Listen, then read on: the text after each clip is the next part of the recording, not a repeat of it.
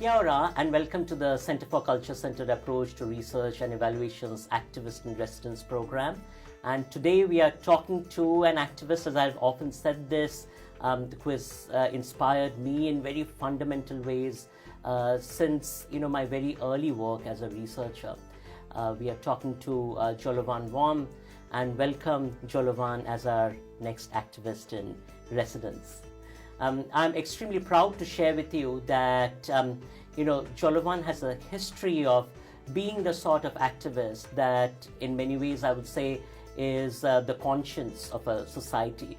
So when one asks the question, what does an activist really do, or why does an activist need to do a particular action, I have often looked at you, Jolovan, as an example of someone who actually makes very principled choices as ways for communicating with the rest of us, an ethic perhaps of possibilities, imagining that which can be possible if societies were to be more egalitarian and democratic.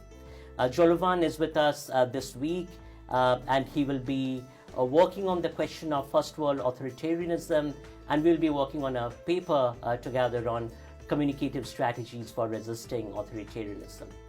Jolovan Wham is a Singaporean activist who has been involved in human rights activism, working primarily on issues related to migrants, the death penalty, and freedom of expression.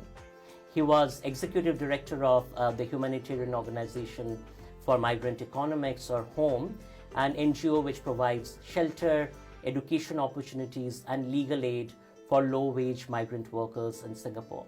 And that's how we actually got to meet for the first time in 2008. Yes, that's right, yeah. When you were working with migrant construction workers. Yes. Yes. And you gave some really amazing insights about the ways in which that space was organized. He's a member of the Community Action Network, a coalition of activists which promotes civil and political rights.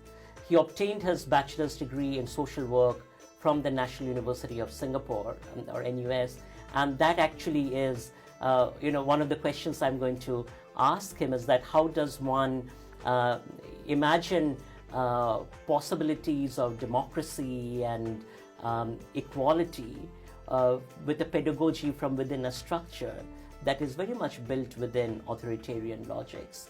His activism has resulted in him being banned by the education minister from speaking at education institutes and campuses, under the notion that teachings on resistance and dissent are against the interests of Singapore.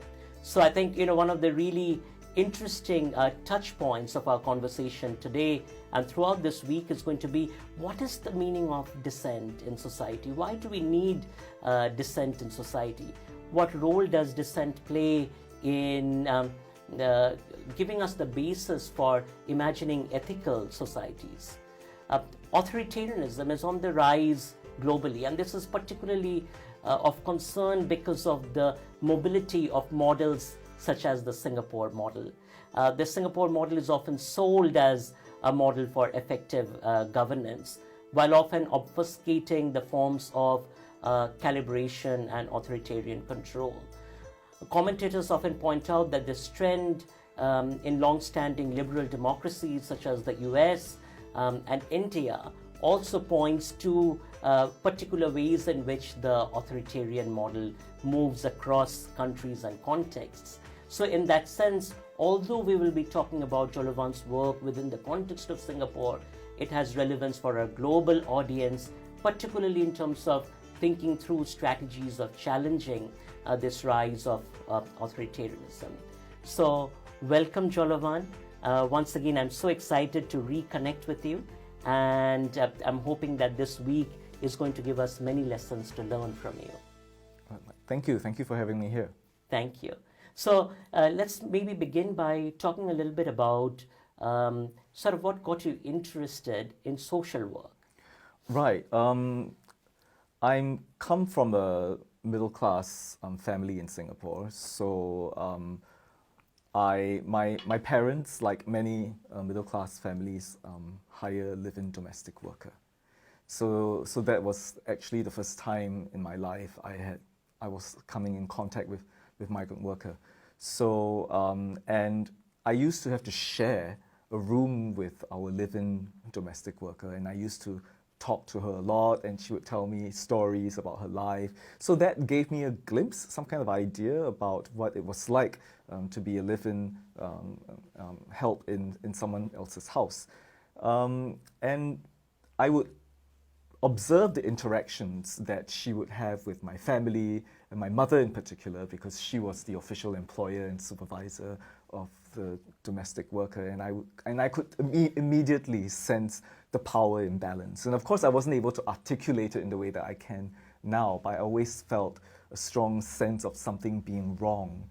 Yeah, that here was a woman in my house whom I'm close to because she shares the same room as me, but yet at the same time she is unable to have autonomy over her actions. She doesn't even have her own space. She has to live in the same room as I did.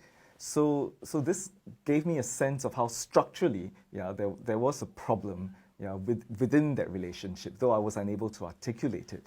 So when I went into university, I decided to study social work, because I was interested in helping people, right? So, but it was just a very vague notion of helping, So I had no conception of what rights were, what was social justice, So I just had a very conservative, conventional notion of what it meant to do something for those who were disadvantaged, So in many ways, it was very personal. Yes, it was very personal. It came from my experiences with having a migrant worker in the house, and I wanted to find out more about what kinds of help I could give to the migrant worker community, and perhaps what were some of the challenges that they faced, apart from the ones that I learned having a live-in domestic worker in my house. So, but at the time, there weren't any organizations that were looking into this issue, apart from the embassies. So, but I finally found an organization that provided some basic services for migrants, and it was within the Catholic Church. So then I volunteered at the church for about 2 years, and there I got to know Bridget. Bridget is the founder of the organization that I eventually joined. And she told me that she wanted to set up home and whether I would be interested to help her do that. And I thought, wow, that's a great opportunity. I mean, I was a fresh graduate. I knew I wanted to do something with migrants. So since she was going to set up this organization, then I said, yes, why not? Let me help you. And she wanted to break away from the church, because I knew her through the church, and they were working on, and they were providing services to migrants. And I decided that, because I'm not Catholic, I wasn't religious at all, and since she wanted to set up something that was secular, I wanted to join her to do that. So let's rewind a little bit. What was it like pursuing social work at the university? Right. It's social work at the National University of Singapore is basically what they do is they train you to implement government assistance programs. And they teach you social work in a way that's quite divorced of its political context. So you act as technicians, in a way, and what you do, and there isn't any sense of a liberatory praxis or any sense of social justice in the way that it's taught. Human rights and issues relating to minorities are hardly talked about. So it's a very depoliticized curriculum, and you are just expected to help individuals adjust and fit in back to society, rather than pursue ideals of social justice and upholding human rights. So, it's fascinating because when you talk about what moved you in this journey was, an awareness of the power inequalities. Yes. And yet it seems like at the university, the curriculum that you were studying had very little to do with power or intrinsic formations of power in the delivery of care. Right. We didn't talk about power at all. All we talked about was what were the effective ways in which services could be delivered. How could interventions be done to uplift people out of poverty, but without questioning why people are in poverty in the first place, and how structures reinforce their subjugated positions, and how even social work itself enables this kind of subjugation. So there was very little critical thinking. Yeah. How did you negotiate that in the uni days? Thankfully, there was the internet. So the internet is actually quite revolutionary for authoritarian societies, because when you live in a country where information is controlled by the state, you end up only being brainwashed. Yeah. So having access to information on the internet and also in the library, actually, even though what was taught to us in social work was very conservative, was very constricting, I did find a few gems in the library. Yeah. So I read about structural social work, progressive social work, and I remember thinking to myself, why aren't we talking about all these things in class? Yeah. And so seeing that possibilities, alternatives to the social work in Singapore was possible by reading these books just opened up my eyes and my mind to other ways in which I could practice. So when was it so you graduated and then you joined Home? That's right. When was it that you joined Home? It was in 2004. Okay. Yeah, so it's been 15 years. Yes. Wow. And, having worked with many foreign domestic workers, one of the things that I have often witnessed is the ways in which you're seen in that space and community as an ally. Right. You yes. know? So what has that journey been like for you? It's been quite, I often feel very uncomfortable actually within that space, because I am aware that I am a Singaporean, and I'm a man, and I'm Chinese of the majority race, so I have a lot of privilege, and I often end up being the one speaking for migrant workers. In fact, that's how people get to know me, because I'm often very critical of the state, and I say a lot of things about migrant worker issues. But ideally, it should be the migrant workers themselves speaking up and talking about issues that matter to them. Yeah. So that has always made me very uncomfortable. But it is almost impossible, for migrant workers to be able to do that and yet continue to work in Singapore, because the authoritarian regime makes it difficult for them to do so. So anyone who speaks up runs the risk of losing their jobs, runs the risk of being charged in court and being convicted. And Singapore has very strict laws on speech and assembly, and if you are found guilty, you may be blacklisted and you won't be able to come back to Singapore to work. So organizing migrant workers and getting them involved in advocacy and activism is very difficult because of this.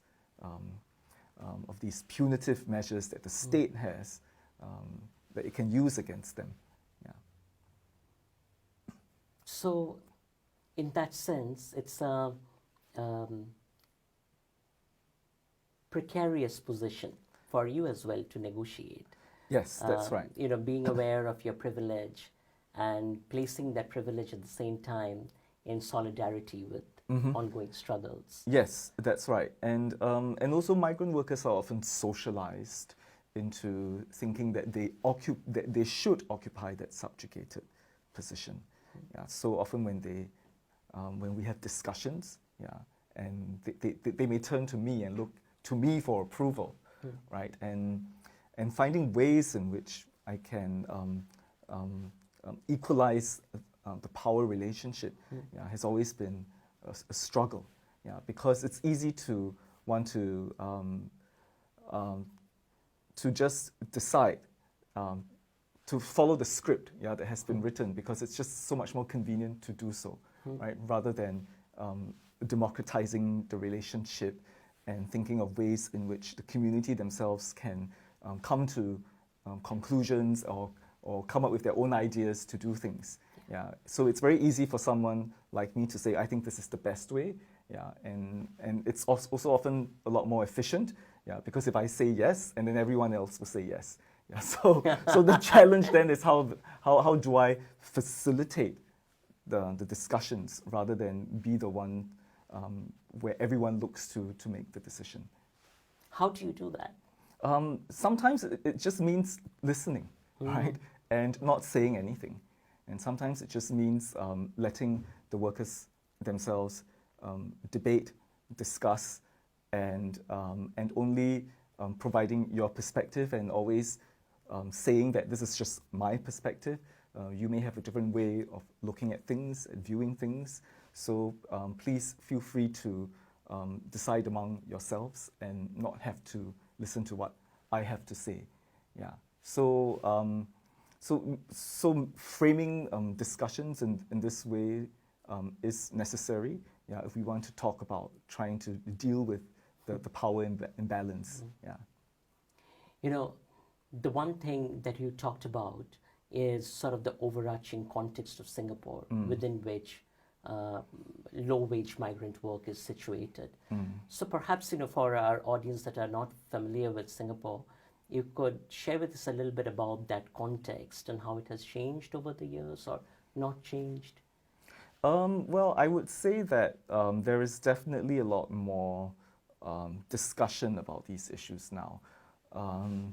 If we go back to the early days of activism, migrant rights activism during the 1980s, right? So this was a time when the state was a lot more authoritarian. The prime minister had arrested and detained without trial and tortured migrant rights activists. Yeah, so and the prime minister then accused them of trying to overthrow the state with a Marxist conspiracy. So after that happened, there was like a silence in civil society. A lot of people became very scared, and I think a lot of people were afraid and didn't want to pick up on migrant worker issues. So it was only in the early 2000s when groups like HOME, TWC2, came up and started to look into this kind, into wanting to do activism on migrant worker issues.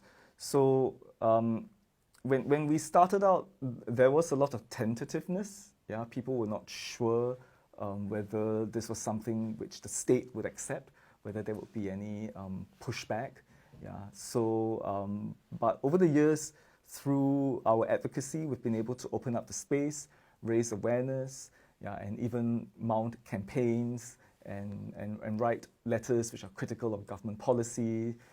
So this has helped to raise awareness of the issues and also to shape policy, yeah, that would be better for migrant workers. Yeah, but the process has been a very slow one.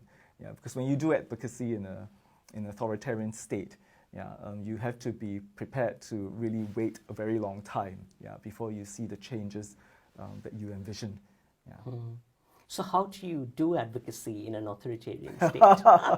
Yes. So I think it really depends on the issue, yeah, and whether the state feels that they can trust you. Yeah. So if you are there to be, if you are critical, but you are critical because you say you want to help the state manage the issue better, then you will be seen as an ally.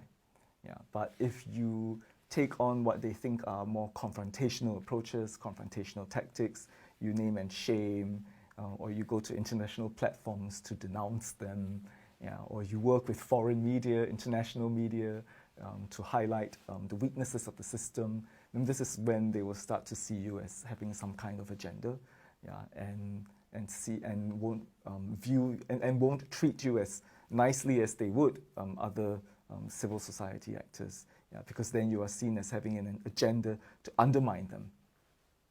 So, this whole idea, and I've heard this in other contexts too, you have an agenda. Right. It seems to uh, sort of set as abnormal Right. anything that is critical. Right, yes. I mean, everyone has an agenda, but the word agenda is weaponized by the state to say that you want to undermine us, yeah, and you want to delegitimize us, yeah, and that is not allowed. Yeah, that's taboo in Singapore, yeah, because anything that threatens threatens one-party rule and delegitimizes their right to rule the country would be seen as actions which are seditious even, right? Yeah, so that's why activists have to tread that space very carefully, yeah, if they want to stay safe, yeah, and yet be able to push their agenda. What are you talk about staying safe. What are the risks to activism in Singapore? Right. So you, in the more extremes, the greater risks are those where the state actually clamps down on you really hard. So this is if they arrest you, they decide to convict you, imprison you, or detain you without trial. Yeah. So that's one extreme end of what the state can do to activists. And on the other end, they could give you veiled threats. They could say things like, "We won't give you any more funding for your programs," or we might even tell your donors not to fund your programs anymore. Yeah, or they will, or they might make it difficult, yeah, for you to do your work. So the permits that you require or the partners that you want to work with to do your work suddenly are not available anymore. Yeah. So these are the more covert ways, yeah, in which censorship, repression is exercised in Singapore, yeah, to make you feel that you can't step out of line and that you can only work within the script that has been given to you. So, when one says that sure one can be critical Yes. in Singapore, are you then saying that there are particular scripts to that too in terms of what does it mean to perform being critical in Singapore? Yes. So if you are critical, but you must also show that you are balanced, right? So your criticality has to be diluted. So you also need to acknowledge good things that the state has done. Yeah, you also need to be positive about the state, positive about government policies which are good. Yeah. So it's not so what they're looking for is someone who does not speak the unvarnished truth. Yeah, so speaking truth to power is something which they are not interested in, and if you do that, you will find yourself ostracized. Yeah, and they want activists or NGOs to do things like raising awareness and public education. Yeah, but not engage in actions that question power or which dismantles structures, right? Yeah. So it is not a case of the state coming down on you on any forms of dissent. So dissent is, they will say they welcome dissent, yeah. But again, it's only a certain type of dissent that is welcomed, yeah. So it's dissent that is performed on their terms and not yours. How is that dissent then? Exactly.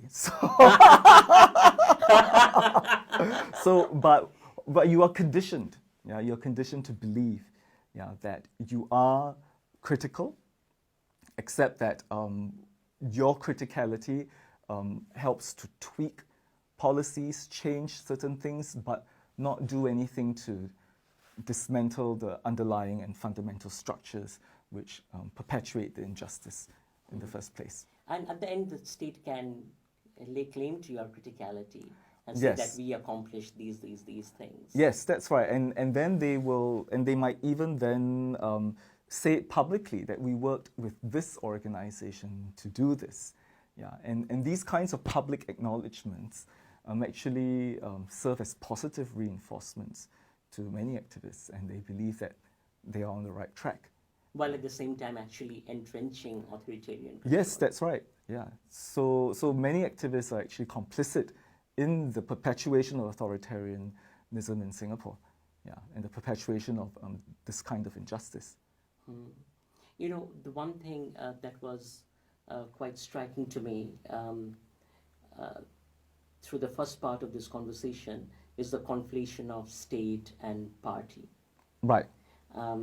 So, for one to be critical of the state, in this instance, seems like is also being critical of the People's Action Party. Yes, that's right. Yeah. So because it's an authoritarian country, so the party and the state are one.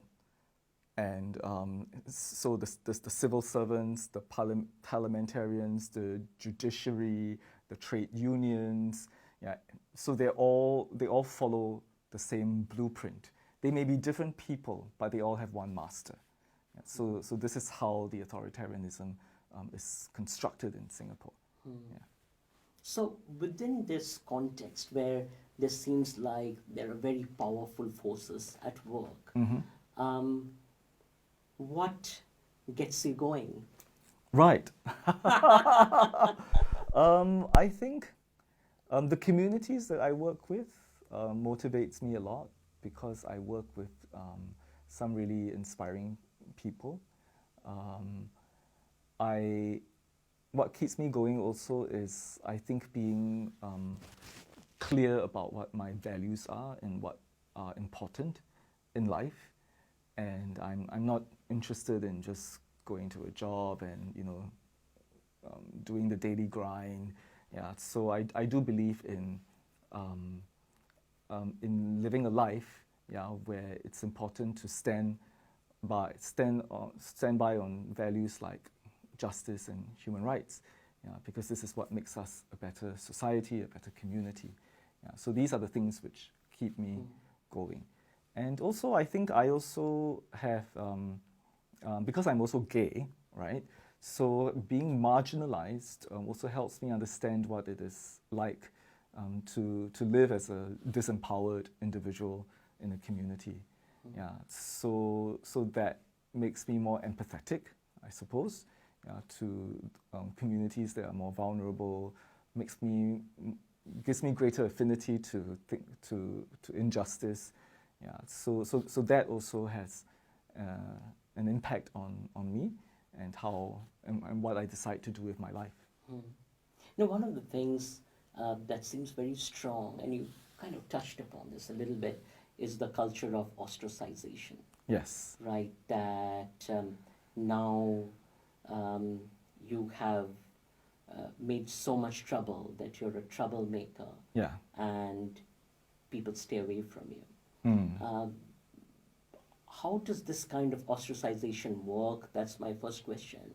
But also, it must be sometimes pretty alienating to face the force of that ostracization. And how does one negotiate that?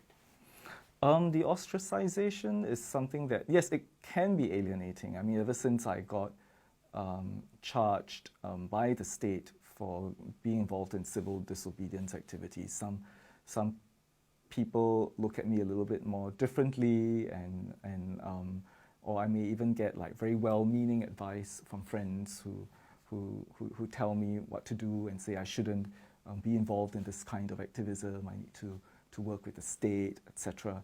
Yeah, so it can be alienating and ostracizing in that aspect. But at the same time, I also have friends who support the work that I do. Yeah, so I think it's important to maintain relationships, yeah, with people within the community, and I think this is something in Singapore, at least, that we don't really see a lot of. There are very few communal activities and gatherings for people to come together to talk about issues and to support one another. Yeah, so I've been involved in a lot more of these kinds of activities, and I think that kind of social support has been quite important for me to prevent myself from being alienated by the community. And also, my work is also defined more than just civil disobedience activities, right? So I also work on other aspects of community work, and I have formed relationships with people in these other aspects of my work. So that has also helped me in terms of not being isolated and alienated from others. Yeah. Mm. You know, so one thing I find quite interesting is that if you look at the histories of Asia, in many ways, various forms of civil disobedience emerged in cultural practices of Asia. So I find it quite ironic that civil disobedience itself is seen as anti-state or against the interests of the nation, and the performance of civil disobedience is stigmatized Right. in that sense. So what do you think are the kinds of logics that lead to this kind of internalization in the population that, you know, civil disobedience, for instance, is actually anti-national or Right. unpatriotic? Right. Yeah, within the Singaporean context, that's how the state paints this kind of activism. And there is a politician in Singapore, his name is Chee Soon-juan, and he's with the Singapore Democratic Party. So he started on a series of civil disobedience campaigns from the late 1990s all the way through the 2000s. And throughout that period, the media worked hand in hand with the party and the government to paint him as someone who was unpatriotic, who criticized Singapore when he goes abroad. And they even went as far as to say that he was a psychopath, because why would anyone knowingly break laws and keep doing it again and again and be subject to that kind of persecution if it wasn't for the fact that he's crazy? Yeah, so that kind of imagery, that kind of narrative was being put out to the public persistently. Yeah, and as a result, many people view civil disobedience in that kind of light, and they don't see it as a means of speaking truth to power, standing up for justice, but it just means that you are creating trouble. Yeah, and a good activist doesn't create trouble. Yeah, a good activist is someone that's constructive. You write research papers. You know, you give solutions. You do a lot of quantitative data collection and analysis, and you present these findings in a very rational and cool way. Yeah, so this is the preferred type of activism. Yeah, and you stray from that script. Yeah, you soon find that the media, the government, and the party will use its machinery, to paint you into a corner and stigmatize your actions as a kind of warning to everyone else not to follow suit. So in terms of how sort of it is portrayed by the state and its machinery, and you were discussing the story of Dr. Chee Soon-juan. Right. Yeah. So civil disobedience is seen as a very confrontational and unconstructive form of activism. So anyone who engages in it will have to be prepared for the state, the political party, and its underlings to paint you in a corner and to portray you as a troublemaker, as someone who is not constructive, as someone who doesn't. Sorry. Okay, we'll start again.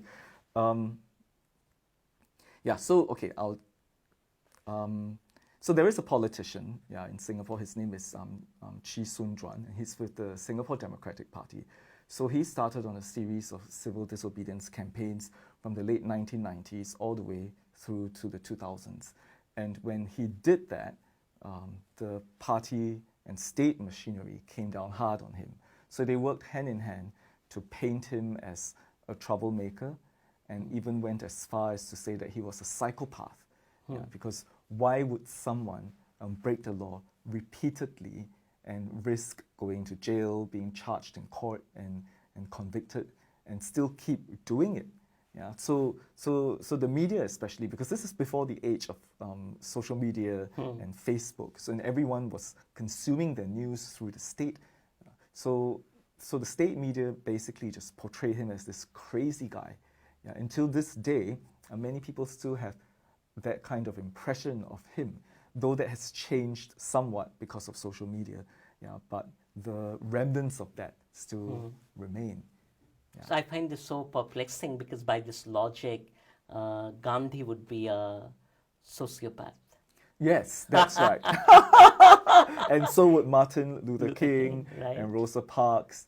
Yeah. So, but it really shows how effective, the state has been in creating its preferred narrative. Yes. Yeah.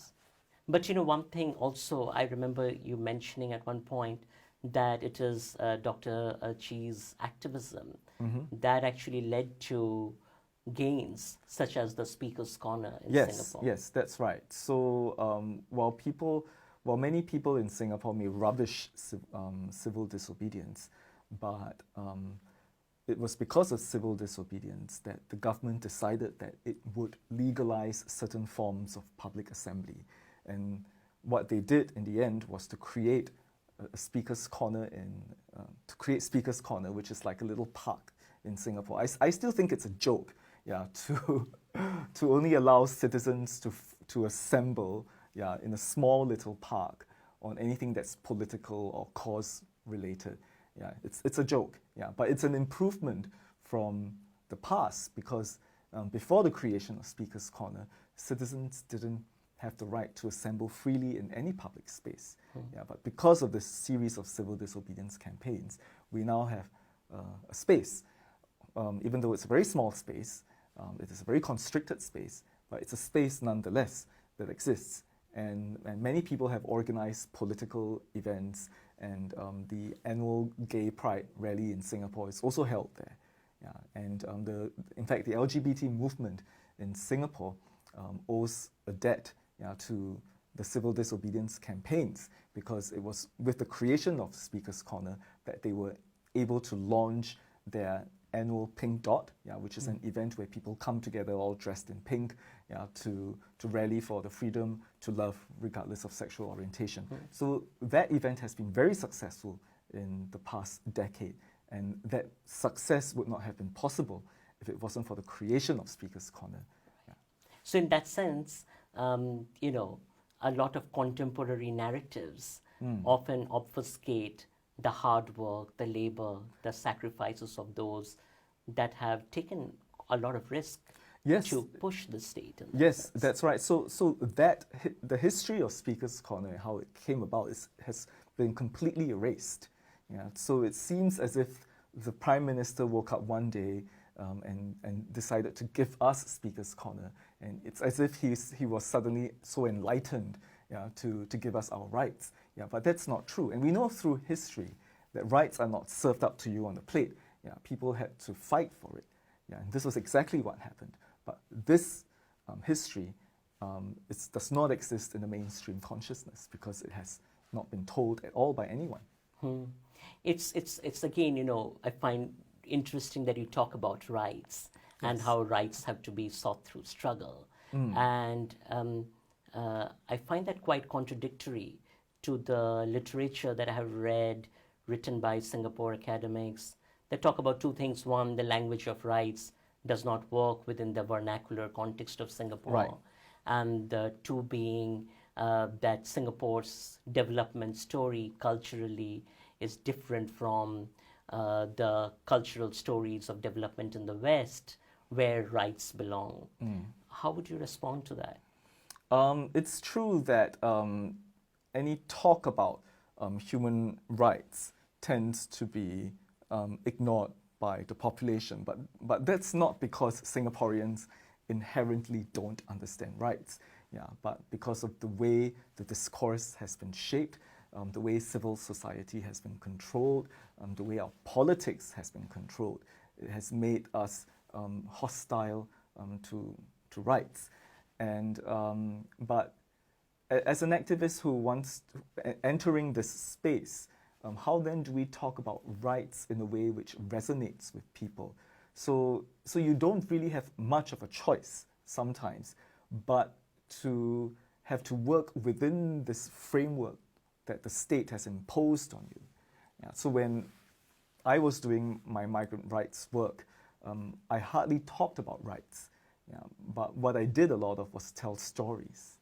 Yeah, telling stories of how oppression has affected a low-wage migrant worker who's been abused and exploited.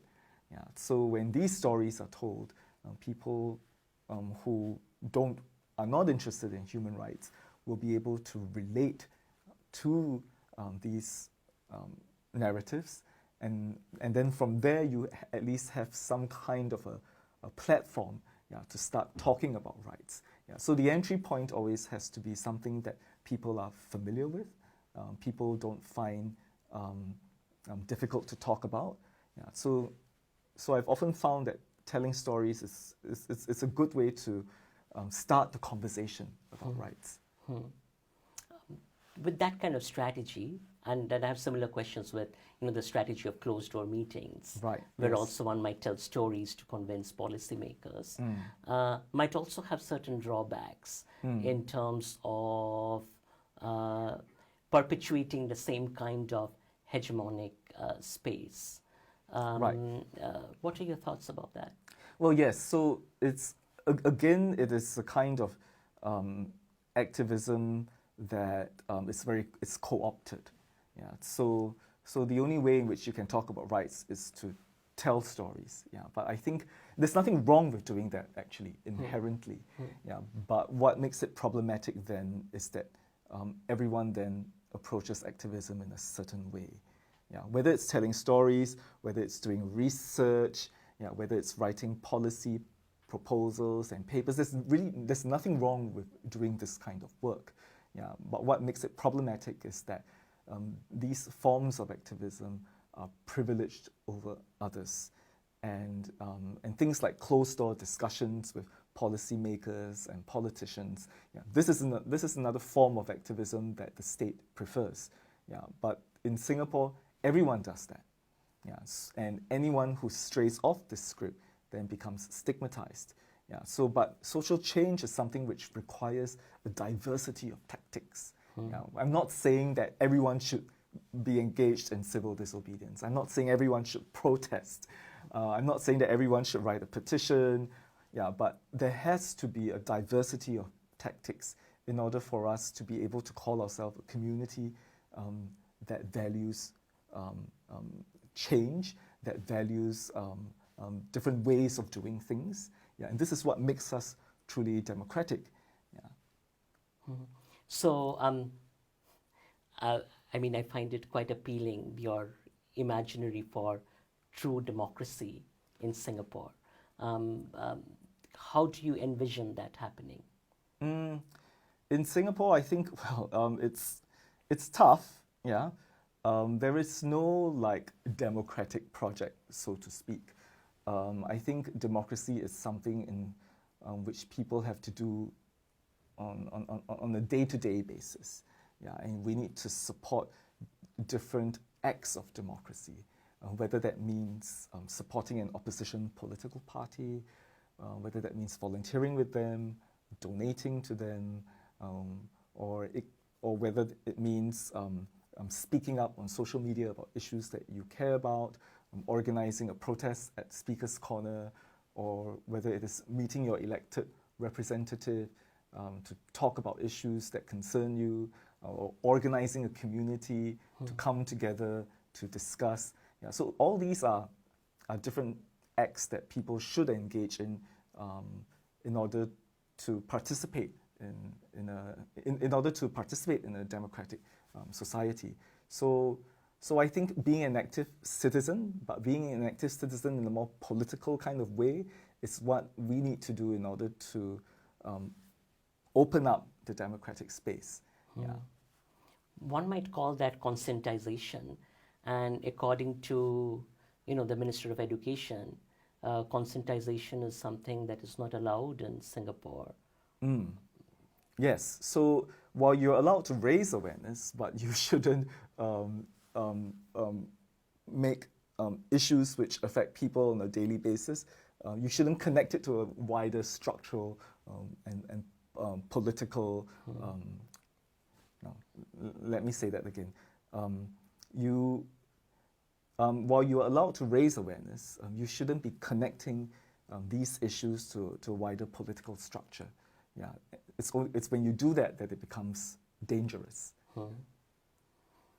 You know, one of the things that is often articulated in the literature on Singapore activism is sort of this notion of pragmatism or pragmatic activism. The kinds of strategies you describe as the everyday life of democracy seem antithetical to that notion of pragmatism as well, you know. Right. So if one were to adopt that pragmatist ideology as the basis for activism, how then does that relate to the overarching project of democracy in Singapore? Well, because pragmatism is often used as a justification for survival. Yeah, because if you don't want to be charged in court, you don't want to have your funding cut off, you need to adopt pragmatic approaches. But what that really means in practice is that you continue to legitimize one-party rule. Yeah, so you continue to make the ruling party look good. Yeah, in fact, you even allow the ruling party to take credit for work that you have done. Yeah, and that entrenches their rule. So what's problematic about pragmatic resistance is that it is fundamentally anti-democratic, yeah, and it does not promote diversity, and it only entrenches one-party rule. And I think anything that entrenches one-party rule is ultimately bad for Singapore, yeah, because in order for citizens to be able to participate actively in issues that concern them, in order for, I think, the long-term sustainability of our political system, we cannot be ossified, yeah, by the rule of just one political party. So in that sense, you know, the combination pragmatic and resistance is itself a form of communicative inversion. Yes, that's right. It's in some ways it's also a contradiction in terms, Yes. right? Like you pointed out earlier too. Yeah. So, you know, Jolovan, as we move toward wrapping up, one of the things I want to say to you is that for me personally, you have been so inspiring because you're not an issue-specific activist, but rather you lend your voice in solidarity across issues. Do you want to speak to that a little bit? Right, yes. I think that's important because a lot of our struggles are very similar. But in Singapore, people tend to be very issue-specific. And I would admit that when I started out, I was also very issue-specific. And I think a lot of it has to do with the fact that the state circumscribes what you can do. So if your organization is working on women's rights, for instance, you shouldn't be doing, other types of activism that stray out of your organizational mandate, because you are forced through laws which the government imposes on you to follow your organization's constitution, and this constitution has to be approved by the government. And if your constitution says that you are only supposed to work on this issue, then you cannot work on any other issues. Yeah, so a lot of the way. So the reason why solidarity is something which a lot of activists don't do is because the state imposes these restrictions on you. Yeah. So what are the costs that you've had to pay for sort of being in solidarity across issues? Right. What are the costs that you have to pay for being in solidarity?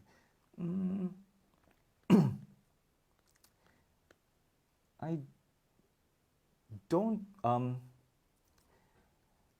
There are very few groups that actually. I mean, I find that personally, even if as an organization, you cannot express solidarity with other groups, but solidarity doesn't always just have to be public, especially if you are working in an authoritarian state. It's difficult to be public about a lot of things.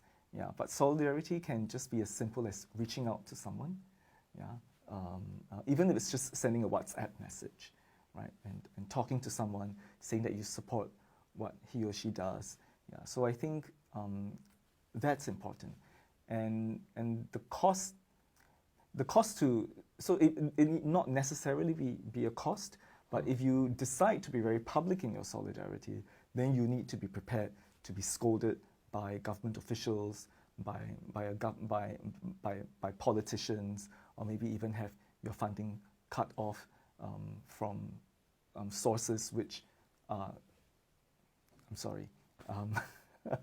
So we're talking about the cost of solidarity. So if you are public in your solidarity, then you need to be prepared to be reprimanded by the state, by politicians, and to have your funding cut off.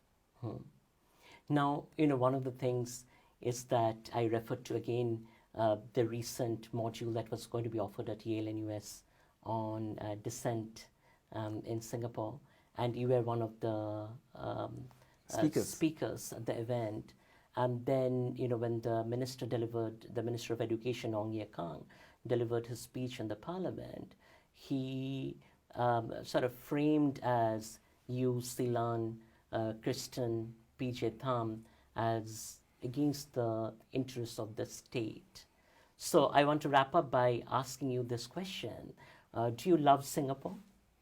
Well, it's a funny question. I don't quite believe in patriotism. Yeah. In fact, I'm very skeptical of patriotism and nationalism. Yeah. So I wouldn't say I love Singapore, because what does it even mean in the first place? I mean, I love the people that I interact with in Singapore. I love the people who are part of my community. But I would be the last person to say that I love the country, because the country is such a vague, abstract concept. And I think it's important to be guided by a sense of what is right, rather than a sense of what your love is for an entity that is so difficult to define. This question I find really pertinent, especially as the term anti-national is invoked in so many different contexts to silence critical voices.